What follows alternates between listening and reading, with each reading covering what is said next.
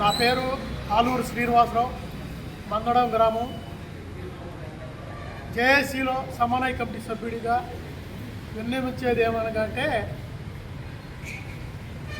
మంత్రి గారు కానీ, సిఆర్డీఏ కమిషనర్ గారు కానీ ఇంతవరకు అమరావతి ఉద్యమంలో మెయిన్గా పనిచేసినటువంటి కమిటీస్ని ఎక్కడ ఇంతవరకు అపాయింట్మెంట్ ఇవ్వడం కానీ, కలవటం కానీ, మేము కలవటం కానీ, ఆయన అపాయింట్మెంట్ ఇవ్వడం కానీ జరగలేదు. ఈ రోజు వరకు కూడా సంవత్సరం 3 నెలల్లో అవుతుంది, కానీ మన గవర్నమెంట్ వచ్చి కూడా ఇంతవరకు మంత్రి గారి దగ్గర మాకు అపాయింట్మెంట్ అయితే లేదు. ఇంతవరకు ఎన్నిసార్లు అడిగినా కూడా మేమైతే మంత్రి గారిని కలవలేకపోయాం.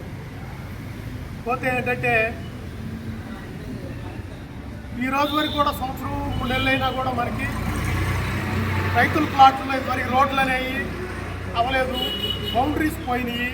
ఆ బౌండరీస్ ఒకటి వేయలేదు. ఇంతవరకు వర్కులు అయితే అనుకున్న స్థాయిలో అయితే జరగట్లేదు. ఈ రోజు వరకు కూడా ఇంతవరకు కూడా అనుకున్న స్థాయిలో వర్కులు అయితే జరగట్లేదు. ఈ ఎంతసేపు మీడియాలోనూ, ప్రింట్ మీడియా, ఎలక్ట్రానిక్ మీడియాలో వచ్చినంత స్పీడ్గా వర్కులు అయితే జరగట్లేదు.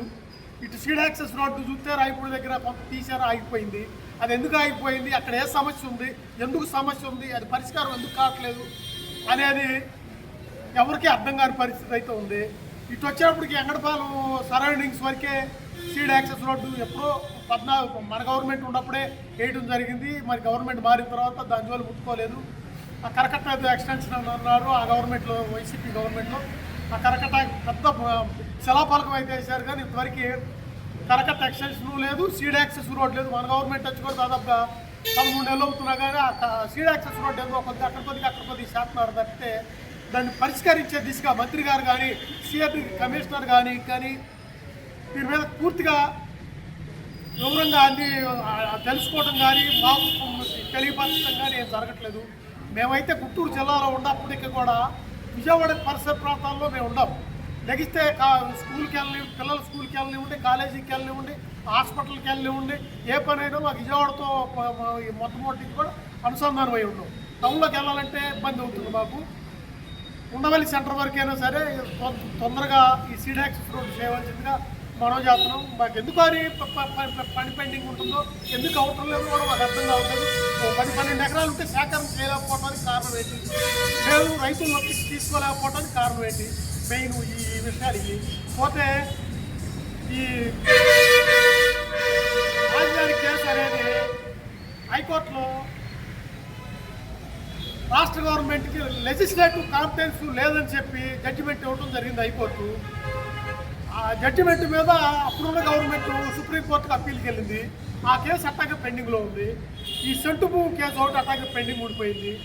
మన గవర్నమెంట్ వచ్చిన తర్వాత ఈ 13 నెలల నుంచి కూడా మరి ఆ కేసు విషయం ఎంతవరకు వచ్చింది, అప్పుడు పడేసిందా గవర్నమెంట్ లేదా అనేది తెలియదు. ఆ కేసు వెనక్కి తీసేసుకుంటే మనకి ఈజీగా ఉంటుంది అనేది మా ఉద్దేశం. మొన్న ముఖ్యమంత్రి గారిని కలిసినప్పుడు ఇంటి దగ్గర చట్టబద్ధత గురించి అడిగారు. 10 సంవత్సరాలు అయిపోయింది, రేపు పార్లమెంట్లో పెట్టి చట్టబద్ధత చేపించే ఏర్పాటు నేను చేస్తానని ముఖ్యమంత్రి గారు చెప్పారు. ఇప్పుడు పార్లమెంట్ సమావేశాలు జరుగుతున్నాయి కాబట్టి, వర్షాకాల సమావేశాలు, ఈ చట్టబద్ధత చేయవలసిందిగా మళ్ళొకసారి గుర్తు చేసి మన ఎంపీలందరికీ కూడా చెప్పి గుర్తు చేసే విషయంగా మేము నిర్ణయించుకుంటున్నాము. చట్టబద్ధత అనేది ముఖ్యమైన విషయం. రైతుల కౌలు డబ్బులు కూడా ఆగస్టు వస్తుంది, ఇంతవరకు జమ కాలేదు. అది ఒకటి కొద్దిగా పిల్లల ఫీజులు కూడా ఆదురుగా ఉంది, అది ఒకటి జమ చేయవలసిందిగా మనం